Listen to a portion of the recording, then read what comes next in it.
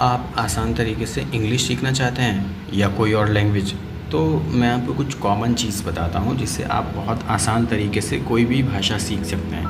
देखिए, किसी भी लैंग्वेज को सीखने के लिए उसके अंदर एक बेसिक फार्मूला होता है कि जो सभी लैंग्वेजेस के अंदर होता है।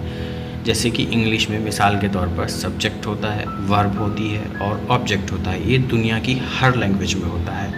ये एक कॉमन फार्मूला है। इसमें बस फ़र्क इतना होता है, किसी में सब्जेक्ट आगे होता है, किसी में पीछे होता है, किसी में वर्ब कहीं और होती है।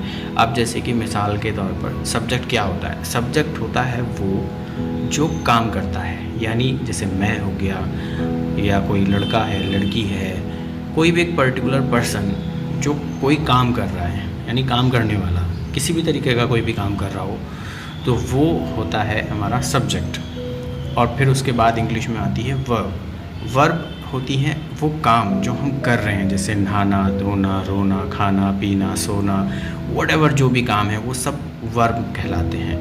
और तीसरा जो सबसे इम्पॉर्टेंट चीज़ होती है वो ऑब्जेक्ट।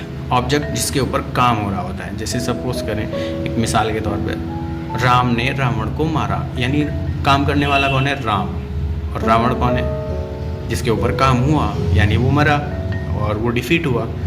और क्या काम क्या हुआ है? मारा, यानी किल। जो किल है वो जो है वो काम है। जो काम क्या है? मारने का। तो उसको मारा गया। मारा कौन? रावण। तो रावण वॉज द ऑब्जेक्टिव।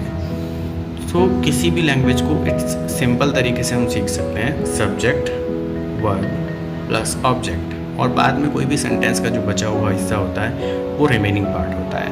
अगर आप इस तरीके से इंग्लिश सीखना चाहते हैं तो हम एक सीरीज़ स्टार्ट कर रहे हैं इंग्लिश लैंग्वेज की।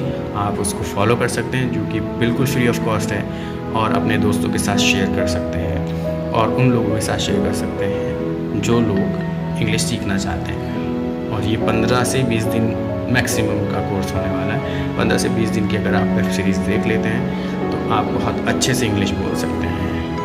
Thank you.